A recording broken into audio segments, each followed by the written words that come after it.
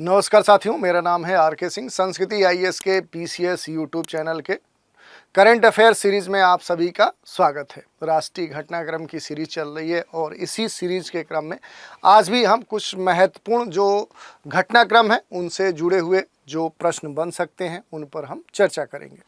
चलिए देखते हैं आज के एपिसोड का जो पहला प्रश्न है वो क्या है। जो पहला प्रश्न है ये एक बहुउद्देशीय जल विद्युत परियोजना से जुड़ा हुआ है, जिसके बारे में ये पूछा जा रहा है कि जो दिबांग बहुउद्देशीय जल विद्युत परियोजना है ये किस राज्य में अवस्थित है। ये प्रश्न आपसे पूछा जा रहा है। विकल्प दिए गए हैं असम राज्य, त्रिपुरा राज्य, मणिपुर राज्य और अरुणाचल प्रदेश राज्य। 4 विकल्प दिए गए हैं। सही उत्तर का चुनाव करना है तो सही जो उत्तर हो जाएगा ये पूर्वोत्तर का जो राज्य है अरुणाचल प्रदेश, इसी से संबंध है दिबांग बहुउद्देशीय जल विद्युत परियोजना का। इसके उत्तर चुनने के क्रम में आप देख सकते हैं कि आखिर जो विकल्प कौन सा है वो सही है। इसके अलावा इससे जुड़े हुए जो महत्वपूर्ण तथ्य हैं वो भी आपसे पूछे जा सकते हैं, क्योंकि ये जो परियोजना है इसका जो संबंध है 9 मार्च 2024 से है। इस तिथि को प्रधानमंत्री जो नरेंद्र मोदी हैं उन्होंने ही अरुणाचल प्रदेश में वहाँ जो दिबांग बहुउद्देशीय जल विद्युत परियोजना है इसकी आधारशिला रखी थी। इस परियोजना का जो विकास है, खास तौर पे अगर विकास की बात करें तो ये जो परियोजना है NHPC लिमिटेड के द्वारा यहाँ पर किया जा रहा है। दिबांग बहुउद्देशीय जल विद्युत परियोजना के लिए जो लागत है वो 31,875 करोड़ है और इस लागत के साथ ये परियोजना यहाँ पर प्रारंभ की गई है। इस परियोजना के तहत 278 मीटर ऊंचे बांध का निर्माण यहाँ पर प्रस्तावित है। तो आप समझ सकते हैं कि एक बड़ी परियोजना है और बड़े बजट के साथ ये प्रस्तावित है। और ये भी कहा जा रहा है कि भारत का सबसे ऊंचा कंक्रीट ग्रेविटी बांध ये होगा। तो इस कारण से भी आप समझ सकते हैं ये कितना महत्वपूर्ण है। इसके अलावा दिबांग जो बहुउद्देशीय जल विद्युत परियोजना है इससे विद्युत उत्पादन तो होगा ही, साथ ही परियोजना जो है ये बाढ़ नियंत्रण में खास तौर पे सहायक होगी, क्योंकि कहा जाता है कि अक्सर जो चीन है वो एक वाटर डिप्लोमेसी खेलता है। वो सोचता है कि हम अपने यहाँ से जो नदियाँ चीन की तरफ से आती हैं उनके जल को अचानक अगर छोड़ देते हैं तो भारत में बाढ़ की स्थिति हो जाएगी, क्योंकि इन क्षेत्रों में इस जल को रोकने के लिए कोई व्यवस्था नहीं है। तो इस समस्या के निदान के लिए भारत ने खास तौर पे ये जो दिबांग बहुउद्देशीय जल विद्युत परियोजना है इसको यहाँ पर बना रहा है। इस परियोजना के माध्यम से प्रति वर्ष अगर देखें तो 11,223 मिलियन यूनिट जल विद्युत का उत्पादन होगा। तो एक बड़ा परियोजना के तौर पे देखें तो बड़े स्तर पे इलेक्ट्रिसिटी यहाँ पर उत्पादित की जाएगी। ये जो परियोजना है ये अरुणाचल प्रदेश के विकास के लिए 12% मुफ्त विद्युत प्रदान करेगी। साथ ही स्थानीय क्षेत्र के विकास निधि के लिए भी अतिरिक्त 1% मुफ्त विद्युत प्रदान करेगी। तो आप समझ सकते हैं कि ये योजना खास तौर पे पूर्वोत्तर के लिए और अरुणाचल के लिए कितना महत्वपूर्ण है। चलिए दूसरा प्रश्न देख लेते हैं। ब्रांगसा पुल किस नदी पर अवस्थित है, ये आपसे पूछा जा रहा है। जो विकल्प दिया गया है वो है श्योक नदी, सिंधु नदी, चेनाब नदी और झेलम नदी। और आपको बताना है कि ये जो पुल है ब्रांगसा पुल आखिर ये किस नदी पर है। श्योक नदी पर है, सिंधु नदी पर है या फिर चेनाब नदी पे है या फिर झेलम नदी पे है। तो इसका जो सही उत्तर होगा ये हो जाएगा श्योक नदी। ये इसका सही राइट ऑप्शन है ए। 8 मई 2024 को ही अगर हम देखें तो world book of records London के द्वारा लद्दाख स्थित जो ब्रांगसा पुल है इसको विश्व के सबसे ऊंचे मल्टी स्पैन पुल के रूप में मान्यता प्रदान की गई। ये जो पुल है ये श्योक नदी पर निर्मित हो रही है और जो यहाँ पर सीमा सड़क संगठन है BRO इसके द्वारा 14,900 फीट की ऊंचाई पर इस पुल का निर्माण किया जा रहा है। तो ये खास तौर पे चर्चा में थी। इसके अलावा अगला जो प्रश्न है ये स्टैच्यू ऑफ सोशल जस्टिस से है। ये पूछा जा रहा है कि आखिर ये जो स्टैच्यू ऑफ सोशल जस्टिस है ये कहाँ अवस्थित है। ये आपसे प्रश्न पूछा जा रहा है। इसके बारे में आपको सही उत्तर का चुनाव करना है। विकल्प जो दिए गए हैं वो है नागपुर, भोपाल, मुंबई और विजयवाड़ा। सही उत्तर का आपको चुनाव करना है कि जो स्टैच्यू ऑफ सोशल जस्टिस है इसका संबंध कहाँ से है। ठीक है, पहली बात कि आखिर किस राज्य से है, तो ये जो स्टैचू ऑफ सोशल जस्टिस है इसका जो संबंध है ये आंध्र प्रदेश से है और आंध्र प्रदेश के विजयवाड़ा से है। यहीं पर अगर बात करें तो 19 जनवरी 2024 ये तिथि काफ़ी महत्वपूर्ण है क्योंकि इसी तिथि को यहाँ पर स्टैचू ऑफ सोशल जस्टिस का अनावरण किया गया। डॉक्टर भीमराव अंबेडकर की यहाँ पर एक ब्रॉन्ज कांस्य की जो प्रतिमा है वो स्थापित की गई और इसी को स्टैचू ऑफ सोशल जस्टिस के नाम से जाना जाता है। इस प्रतिमा के अगर ऊंचाई की बात करें तो इसकी जो ऊंचाई है वो 125 फीट है। इसी से आप समझ सकते हैं कि ये कितनी ऊंची है। अगर इसकी ऊंचाई को अगर हम थोड़ा सा और जस्टिफाई करें तो ये जो प्रतिमा है ये 81 फीट ऊंचे एक मंच पर या कह सकते हैं कि एक आसन है उसके ऊपर स्थित है और इस कारण से इसकी जो ऊंचाई है ओवरऑल अगर देखेंगे तो 80 फीट के साथ अगर हम जोड़ लें तो ये 81 है और इस तरह से इसकी जो कुल ऊंचाई है वो 206 फीट हो जाती है। ये विश्व में अंबेडकर की अब तक की सबसे ऊंची प्रतिमा है और इस कारण से इसकी चर्चा पूरे विश्व में देखने को मिली है।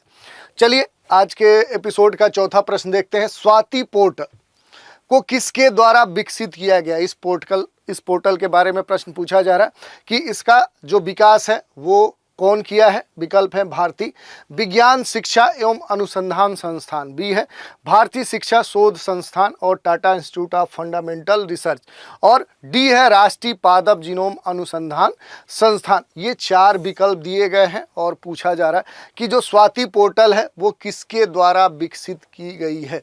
यही प्रश्न है और सही जो उत्तर है ये है राष्ट्रीय पादप जीनोम अनुसंधान संस्थान, इसी के द्वारा विकसित की गई है। कब की गई? तो 11 फरवरी 2024 को ये पोर्टल खास तौर पे विकसित किया गया। अगर इस पोर्टल के बारे में कुछ अन्य जानकारियों की बात करें तो विज्ञान में जो महिलाएं हैं, जो बालिकाएं हैं, उनका अंतर्राष्ट्रीय दिवस के अवसर पर नई दिल्ली स्थित जो इंडियन नेशनल साइंस एकेडमी है यहीं पर स्वाति नामक पोर्टल को लॉन्च किया गया। स्वाति का पूर्ण जो रूप है science for women technology and innovation. इसे स्टेम यानी साइंस, टेक्नोलॉजी, इंजीनियरिंग, मैथमेटिक्स और मेडिसिन, इसमें भारतीय महिलाओं एवं बालिकाओं का जो प्रतिनिधित्व है, जो पार्टिसिपेशन है उसे करने वाला एकल ऑनलाइन पोर्टल बनाने के लक्ष्य के साथ निर्धारित किया गया है। ये जो पोर्टल है एक संपूर्ण संवादात्मक डेटाबेस है। इसे नई दिल्ली स्थित राष्ट्रीय पादप जीनोम अनुसंधान संस्थान के द्वारा विकसित किया गया है। तो ये इसके बारे में इससे जुड़ी हुई जो संबंधित जानकारी है वो थी।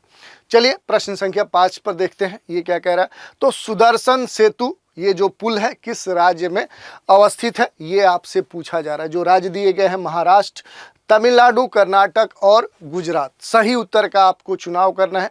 तो ये जो सुदर्शन सेतु है, ये जो पुल है, ये किस राज्य से संबंधित है? ये गुजरात राज्य से संबंधित है क्योंकि हाल ही में देश के जो यशस्वी प्रधानमंत्री माननीय नरेंद्र मोदी हैं, उन्होंने गुजरात में ही यहाँ पर जो द्वारका डिस्ट्रिक्ट है, जो द्वारका जिला है, यहीं पर खास तौर पे ये जो पुल है इसे अरब सागर में सुदर्शन पुल जो है इसका उद्घाटन किया गया। तो इसका जो संबंध है वो किस सागर से है? तो यहाँ पर अरब सागर से। इसके बारे में थोड़ा सा और देखते हैं। इसकी जो लंबाई है वो 2.32 किलोमीटर है। भारत का अब तक का सबसे लंबा केबल आधारित पुल है। यह बेट द्वारका द्वीप को गुजरात के द्वारका जिले में मुख्य भूमि जो ओखा है, ये प्लेस है, शहर भी है, उससे जोड़ता है। इसे भगवत गीता के जो श्लोक हैं और दोनों तरफ जो भगवान कृष्ण की जो छवियां हैं उससे सजाया गया है। ये इसकी विशेषता है। इसमें फुटपाथ के ऊपर हिस्से पर सौर पैनल लगाए गए हैं जिससे 1 मेगावाट बिजली भी यहाँ उत्पन्न होती है। थोड़ा सा यहाँ पर जो द्वारका द्वीप है उसके बारे में देख लेते हैं। देखिए ये क्या है कि जो बेट द्वीप है इसी के बारे में पूछा जा रहा है। तो देखिए जो बेट द्वीप है ये गुजरात के द्वारका जिले में अरब सागर के तट पर अवस्थित है। ऐसा माना जाता है कि जब भगवान कृष्ण थे तो द्वारका के राजा थे, तब उनका यहाँ पर घर था।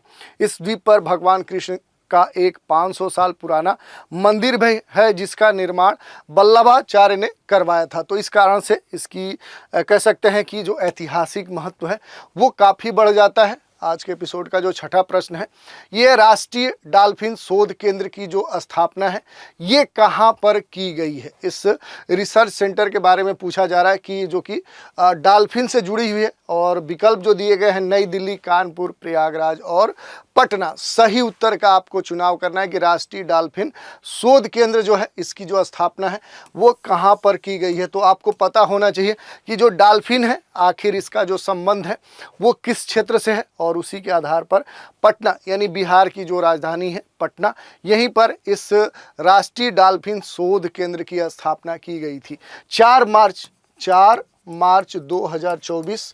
ये काफ़ी महत्वपूर्ण है क्योंकि बिहार के जो मुख्यमंत्री हैं नीतीश कुमार, उन्होंने ही पटना में राष्ट्रीय डॉल्फिन शोध केंद्र की स्थापना की थी। ये केंद्र पूरी तरह से पटना में अवस्थित है। ये भारत के साथ साथ एशिया में अपने तरह का पहला डॉल्फिन पर आधारित शोध केंद्र है।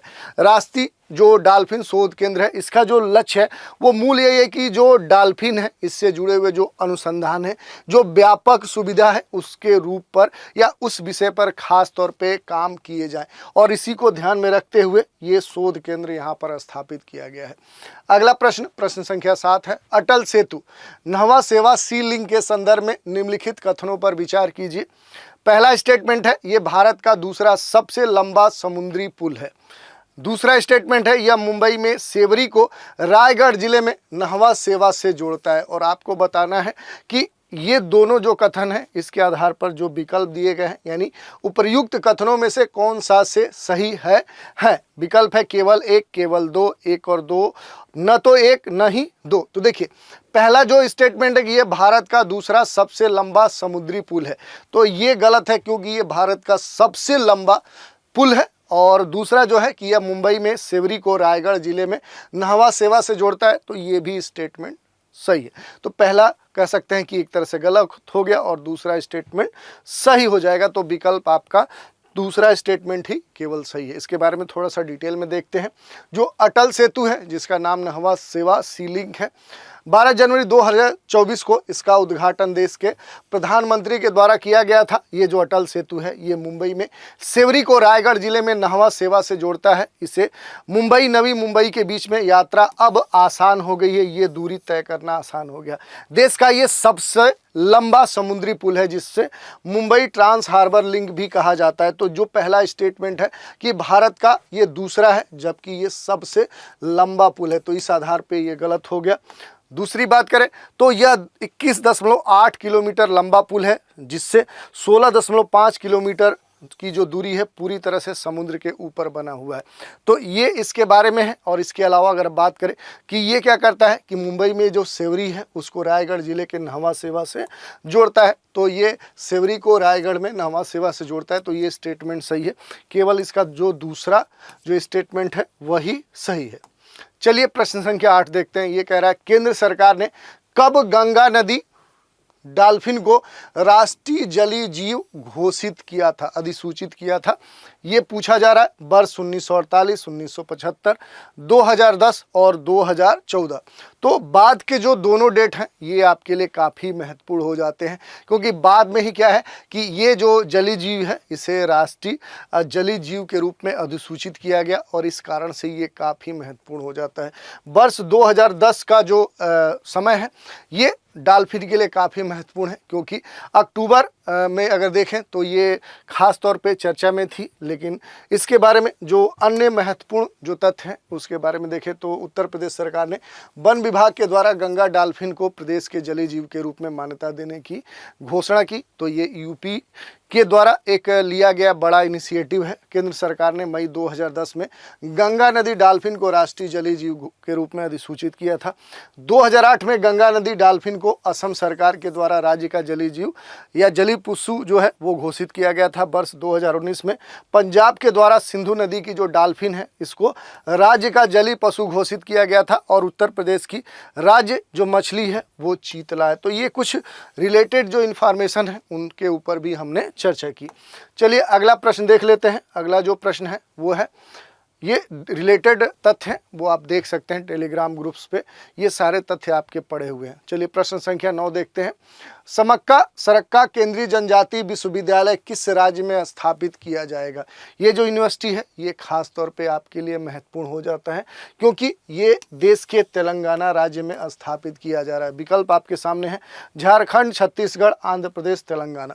पहले हमने बताया कि ये जो विश्वविद्यालय है ये कहाँ पर स्थापित किया जा रहा है, तो ये अब तेलंगाना में स्थापित किया जा रहा है। इसके बारे में थोड़ा सा और देख लेते हैं। तो 17 दिसंबर 2023 को राष्ट्रपति की स्वीकृति के पश्चात ही केंद्रीय विश्वविद्यालय संशोधन अधिनियम 2023 पारित किया गया, और इस अधिनियम के माध्यम से ही केंद्रीय विश्वविद्यालय अधिनियम 2009 में संशोधन किया गया। इस संशोधन का जो उद्देश्य है वो समक्का सरक्का केंद्रीय जनजाति विश्वविद्यालय की स्थापना करना है। ये जो विश्वविद्यालय है ये तेलंगाना के मुलुगु जिले में स्थापित किया गया है। तो ये हमने देख लिया। आज के एपिसोड का जो सबसे अंतिम प्रश्न है वो है, विश्व में हल्दी का सबसे बड़ा जो प्रोड्यूसर कंट्री है वो कौन सा है, उत्पादक देश कौन सा है? विकल्प है अमेरिका, चीन, ब्राज़ील और भारत। आपको सही उत्तर का चुनाव करना है। तो अगर हम बात करें तो पूरे दुनिया में जो हल्दी है इसका जो सबसे बड़ा प्रोड्यूसर जो कंज्यूमर है वो कौन सा देश है? वो इंडिया है। और इंडिया में अगर बात करें तो जो महाराष्ट्र है, तेलंगाना है, तमिलनाडु है। कौन कौन से राज्य? महाराष्ट्र, दूसरा जो राज्य है वो तेलंगाना, और तीसरा जो है वो तमिलनाडु। ये तीनों जो राज्य हैं वो क्या है? टर्मरिक या हल्दी के सबसे बड़े उत्पादक राज्य हैं। तो ये आपके लिए महत्वपूर्ण हो सकता है। इसके अलावा जुड़ी हुई जो महत्वपूर्ण इन्फॉर्मेशन है, जैसे राष्ट्रीय हल्दी बोर्ड की अगर बात करें तो 4 अक्टूबर 2023 को भारत सरकार ने राष्ट्रीय हल्दी बोर्ड के गठन को अधिसूचित किया। राष्ट्रीय हल्दी जो बोर्ड है देश में हल्दी एवं हल्दी उत्पादों के विकास और संवर्धन पर खास तौर पे काम करेगा। राष्ट्रीय हल्दी जो बोर्ड है इसके जो कार्य हैं, तो ये बोर्ड जो होगा ये हल्दी के स्वास्थ्य संबंधी जो लाभ है उसके विषय में जन जागरूकता फैलाएगा और हल्दी की खपत को बढ़ाने की दिशा में काम करेगा। हल्दी के निर्यात को बढ़ाने के लिए अंतर्राष्ट्रीय स्तर पर नए बाजार को डेवलप करेगा, नए उत्पादों के अनुसंधान एवं विकास को बढ़ावा देगा। मूल्यवर्धित वैल्यू एडेड जो हल्दी है उसके उत्पादों के लिए नागरिकों के पारंपरिक ज्ञान का विकास करेगा। यही नहीं, भारत विश्व में हल्दी का सबसे बड़ा क्या है? ये प्रोड्यूसर है, कंज्यूमर है और एक्सपोर्टर है। तो ये महत्वपूर्ण है कि दुनिया में भारत हल्दी के संदर्भ में, और कई सारे जो पेटेंट है वो भारत के नाम है। हल्दी के सबसे बड़े उत्पादक राज्य है महाराष्ट्र, तेलंगाना और कर्नाटक के साथ तमिलनाडु। तो ये हमने देख लिया इस तरह के जो भी महत्वपूर्ण घटनाक्रम है और अन्य जो इस तरह के विषय हैं जिन पर आधारित प्रश्न आपके परीक्षाओं में पूछे जा सकते हैं, उन पर हमने चर्चा की। तो आज के एपिसोड में इतना ही। अगर आपको आज का एपिसोड अच्छा लगा हो तो लाइक करिए, कमेंट करिए, शेयर करिए और हमें भी अप्रिसिएट करिए, ताकि हम इस तरह के कई सारे जो अलग अलग सेक्शन हैं उन पर आधारित प्रश्न की श्रृंखला लगातार आपके लिए प्रस्तुत करते रहें। तो आज के इस एपिसोड में इतना ही। आप हमारे साथ बने रहें, इसके लिए धन्यवाद।